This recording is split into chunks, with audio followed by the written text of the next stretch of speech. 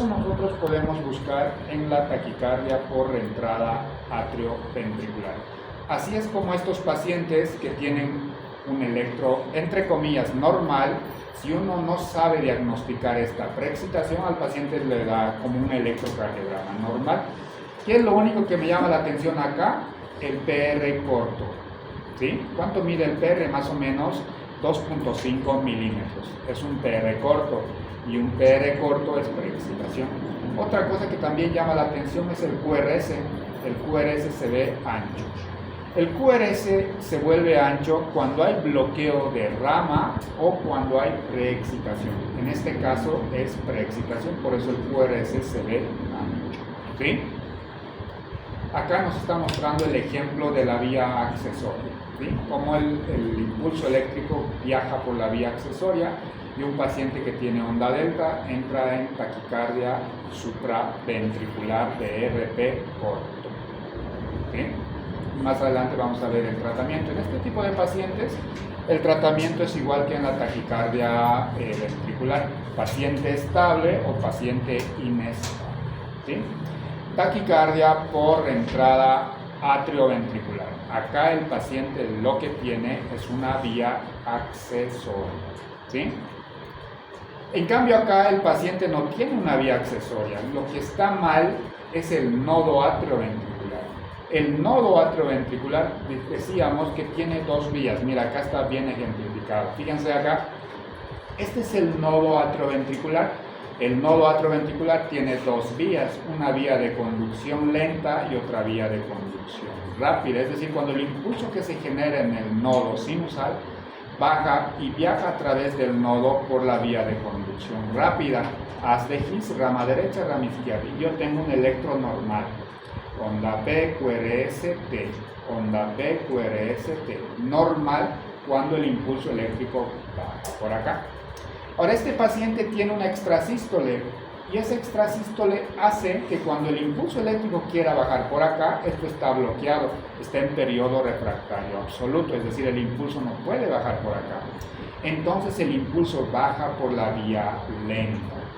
Y una vez que baja por la vía lenta, despolariza ventrículos, pero el mismo impulso sube hacia los atrios. Fíjense acá cómo sube hacia los atrios. Entonces el impulso primero despolariza ventrículos y luego despolariza aurículas. Por eso la onda P se va después del complejo QRS. Acá tengo el complejo QRS y acá está mi onda P. Después del complejo QRS aparece una onda P. No sé si lo ven, esta de acá es la onda P. Después del complejo QRS. ¿Sí lo ven? Mira, acá lo vamos a dibujar.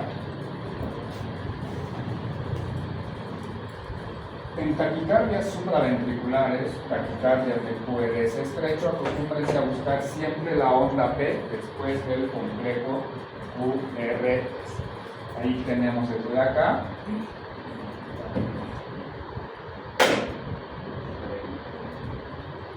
Más o menos eso es lo que tenemos. ¿Sí? Este de acá es la onda P. Entonces acá, si yo busco, esta es mi onda P. Mi onda P, mi onda P, mi onda P. Se da después del complejo QRS. Si yo mido acá el intervalo RP, ¿será de RP corto o RP largo? Acá, yo quiero medir el intervalo RP, lo mido de acá hasta acá.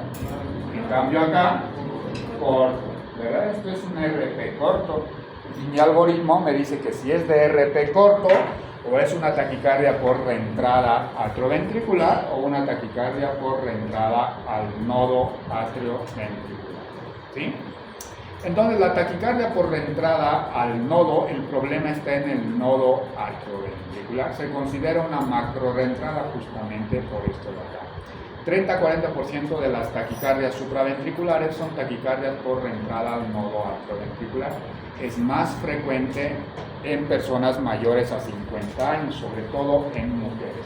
Se puede dar en personas sanas, pero también se puede dar en personas con cardiopatía, ya sea congénita o adquirida. El tratamiento, por ejemplo, de este tipo de pacientes es paciente estable o paciente inestable. Si el paciente está inestable, entonces hacemos cardioversión eléctrica. Si el paciente está estable, podemos hacer incluso maniobras vagales, puedo yo utilizar adenosina, cardioversión eléctrica en pacientes inestables. El tratamiento definitivo siempre es un estudio electrofisiológico. Se hace ablación de esta vía accesoria. ¿Qué hacen los electrofisiólogos en estos pacientes? Como esto de acá está bloqueado, como el impulso eléctrico está viajando o está pasando por acá, los electrofisiólogos lo que hacen es quemar esto de acá. Lo queman completamente, entonces el impulso eléctrico a fuerzas tiene que bajar por acá. Entonces los pacientes nunca más van a tener una taquicardia por reentrada al nodo atrioventricular. ¿Sí? En estos pacientes podemos hacer estímulo vagal, aplicando hielo en la cara, un masaje carotídeo que actualmente no se hace, sobre todo una valsalva modificada, eso sí podemos hacer. ¿Sí? Ahora, algo bien importante que en clase previa también les he comentado, hay una diferencia muy importante entre lo que es cardioversión eléctrica y desfibrilación eléctrica. ¿Cuál es la diferencia? La cardioversión eléctrica es una cardioversión sincronizada. Cuando ustedes sincronizan al paciente con el equipo, lo que hacemos es hacer que la descarga que vamos a aplicar, la descarga eléctrica, llegue en este momento del ciclo cardíaco, entre la onda R y el inicio de la onda T. Si el impulso eléctrico llega acá, entonces se revierte el ritmo. Pero si yo a este paciente que tiene una taquicardia supraventricular no le hago una cardioversión sincronizada, pues lo que voy a aplicarle es una desfibrilación. Si por mala suerte el impulso eléctrico llega en la onda T, a este paciente que tiene una taquicardia supraventricular le voy a provocar una fibrilación ventricular. ¿Sí? Entonces, ¿cuál es la diferencia entre cardioversión y desfibrilación? La cardioversión es sincronizada. Sincronizamos el equipo con el complejo QRS del paciente. Y con eso hacemos que la descarga llegue en este momento del ciclo cardíaco. Pero si yo al paciente no le sincronizo, entonces lo que voy a hacer es una desfibrilación. Y si por mala suerte el impulso que yo le aplico llega acá en la onda T, el paciente entra en fibrilación ventricular. Y fibrilación ventricular decíamos que ya es ritmo de... ¿Sí? En estos pacientes con taquicardia supraventricular de RP corto, podemos utilizar la adenosina. La adenosina, de hecho, es una prueba diagnóstica. ¿Sí? La adenosina siempre se aplica en una vena que está más próxima al corazón. ¿Por qué? Porque la vida media es muy corta. La vida media de la adenosina es 1.5 segundos, de 1.5 a 2 segundos. Es decir, que una vez aplicada, en menos de 2 segundos debería de llegar al corazón. Si no llega al corazón, no sirve de nada, ¿no? Fíjense acá en el ejemplo cómo se aplica la adenosina. Yo con esto aplico la adenosina y acá tengo el suero fisiológico para empujar la adenosina y que llegue más rápido hacia el corazón. Tiene que llegar en menos de 2 segundos. ¿Por qué? Porque la vida media de la adenosina es muy, pero muy corta. ¿Sí? En taquicardias supraventriculares de QRS estrecho de RP corto podemos utilizar la adenosina. ¿Sí? Este es un algoritmo de la taquicardia por reentrada al nodo atrioventricular. Acá te dice cómo está el paciente. Hemodinámicamente está inestable, ¿sí o no? Si está inestable, cardioversión sincronizada. Si el paciente está estable, puedo aplicar maniobras vagales. Si no cede con maniobras vagales, puedo utilizar adenosina. ¿Vale? Otra taquicardia muy frecuente, de hecho la taquicardia sinusal es la taquicardia supraventricular más frecuente.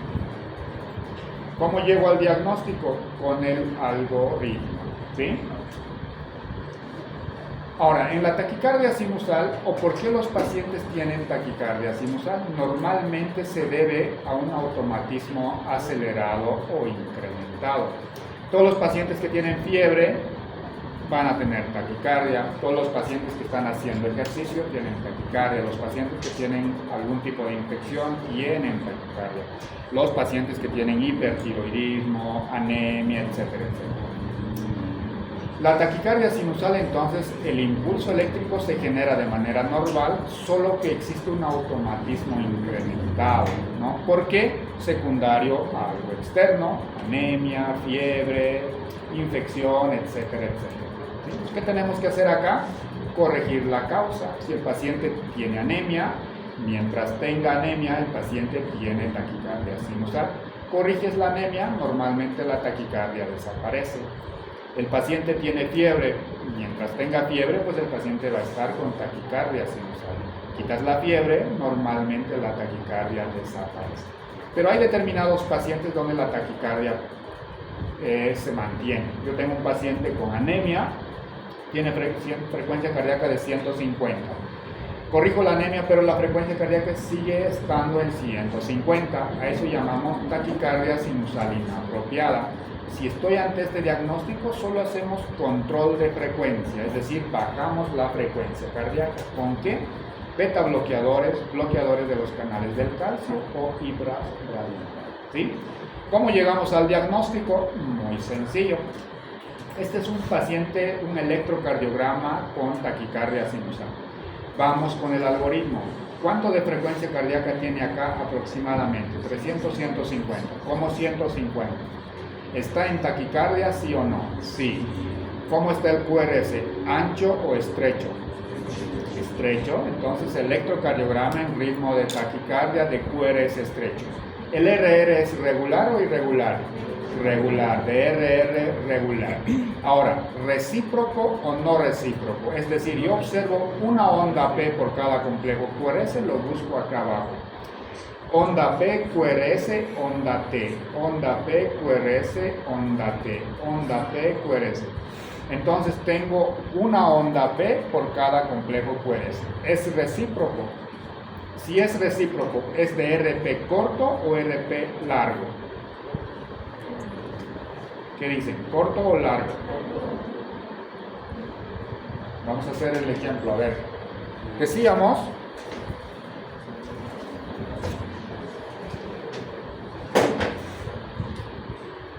Acá tengo una onda P, QRS, onda T, C, QRS, onda T. Cuando la onda P se va después del complejo QRS, entonces yo quiero medir acá el intervalo RP, de acá, yo quiero medir acá el intervalo RP largo, RP corto. Cuando la onda P está antes del complejo QRS, siempre es RP largo. Cuando la onda P está después del complejo QRS, es RP corto. Acá, esta de acá es onda T y esto es onda P. Onda T, onda P. Entonces, ¿qué es? ¿Largo o corto? Madre, ¿cómo? Corto. Largo, pues mira, acá está la onda R y acá está la P. RP largo. ¿Qué me pregunta cuando es de RP largo? ¿La onda P que yo estoy observando es sinusal o es no sinusal? Para eso conocemos los 6 puntos. Primero, acá todos los complejos QRS previamente tienen onda P. La onda P tiene que ser positiva en D1, positivo en D2 y positivo en ABF, negativo en ABR y así podemos seguir. Entonces esto es sinusal. Entonces si es sinusal, mi diagnóstico es una taquicardia sinusal. Nos vamos al algoritmo. Vamos a regresar un poquito. Fíjense acá. Taquicardia, QRS estrecho, DRR regular, era recíproco, DRP largo y la onda P era sinusal. Taquicardia sinusal. Solo siguiendo el algoritmo. ¿Sí? En taquicardia sinusal solo tenemos que corregir la causa. ¿Sí? ¿Qué está causando la taquicardia sinusal? Corriges la causa, la frecuencia cardíaca baja a valores normales. Si se mantiene la frecuencia cardíaca, aún yo habiendo corregido la causa, entonces eso lo denominamos una taquicardia sinusal inapropiada. El tratamiento son control de frecuencia, es decir, bajar la frecuencia de 139, que está acá, o 140, a menos de 100. ¿Con qué? Beta bloqueadores, bloqueadores de los canales del calcio o con ibradimab. ¿Sí? El algoritmo de taquicardia sinusal. Y la próxima clase vamos a seguir con el resto. Lo que quiero que vayan a